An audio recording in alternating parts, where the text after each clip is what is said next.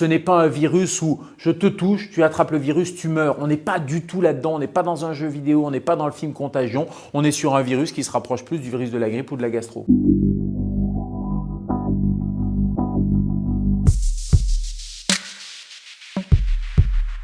C'est un coronavirus. Corona, ça veut dire qu'il y a une couronne. Donc c'est la forme de ce virus. C'est pas un mystérieux virus chinois comme on l'entendait au début. Il n'est pas mystérieux parce qu'on a sa carte génétique. Ce n'est pas une bactérie, c'est un virus. Il mute et c'est pour ça qu'il fait peur. Et au début, les collègues chinois se sont un peu inquiétés parce qu'ils ont vu qu'il avait une forte mortalité.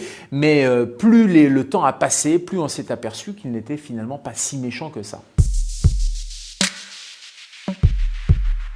Au début, c'est un virus animal, il reste chez les animaux et puis parfois, à la faveur d'une mutation virale, il peut passer à l'être humain, surtout quand il y a une promiscuité. Et puis après, de l'homme à un autre être humain, c'est ce qu'on appelle la contamination interhumaine et c'est comme ça que les épidémies partent.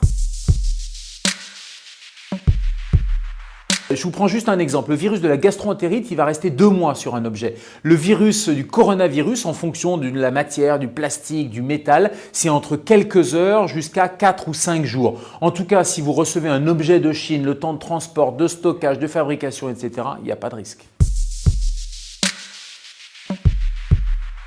Non, je pense qu'il ne faut pas avoir peur, il ne faut surtout pas paniquer. Il y a un principe de précaution. Je trouve que là, il est un peu poussé à l'extrême. On a affolé les gens en donnant des chiffres de mortalité qui sont largement surestimés. Il faut simplement avoir des précautions raisonnables. Ce n'est pas un virus où je te touche, tu attrapes le virus, tu meurs. On n'est pas du tout là-dedans. On est sur un virus qui se rapproche plus du virus de la grippe ou de la gastro.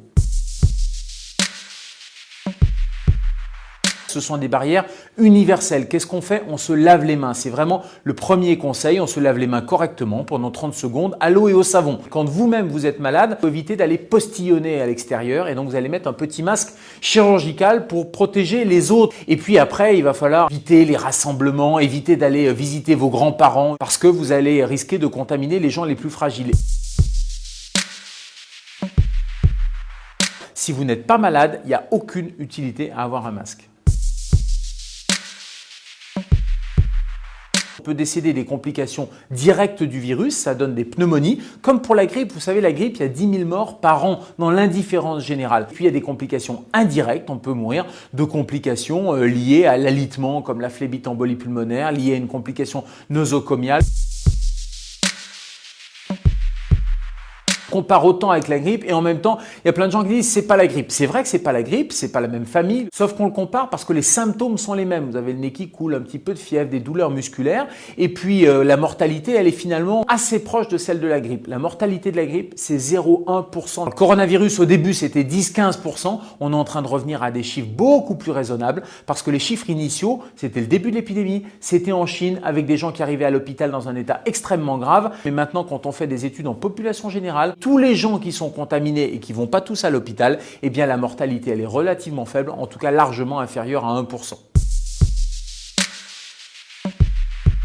Une fois qu'on a le virus, on a, comme toute maladie infectieuse, des anticorps qui vont être produits par l'organisme et ces anticorps-là, ils vont nous immuniser. Ça veut dire qu'ils vont, dès qu'il y a une autre contamination, ils vont tout de suite attaquer le virus. Sauf qu'on a vu des cas rares, mais des cas qui existent de recontamination. Alors, est-ce que nos tests n'étaient pas fiables? Parce qu'on n'était pas capable de détecter de petites quantités du virus. Deuxième hypothèse, est-ce que le virus dormait dans l'organisme et puis s'est réveillé? La troisième, c'est qu'on peut très bien se recontaminer avec une souche légèrement différente. C'est ce qui arrive avec la grippe. Vous êtes vacciné contre la grippe, mais vous allez attraper une autre forme de grippe. Il y a des chercheurs américains, des épidémiologistes, qui sont même en train de dire que c'est en train de devenir une maladie saisonnière. Le coronavirus, on estime que 70% de la population aurait une cicatrice sérologique, c'est-à-dire aurait eu un contact à un moment donné avec le coronavirus. Mais j'allais dire c'est la bonne nouvelle parce que ça va passer inaperçu chez l'immense majorité des gens qui vont être en contact, qui vont s'immuniser et seuls les plus fragiles risquent d'avoir des complications.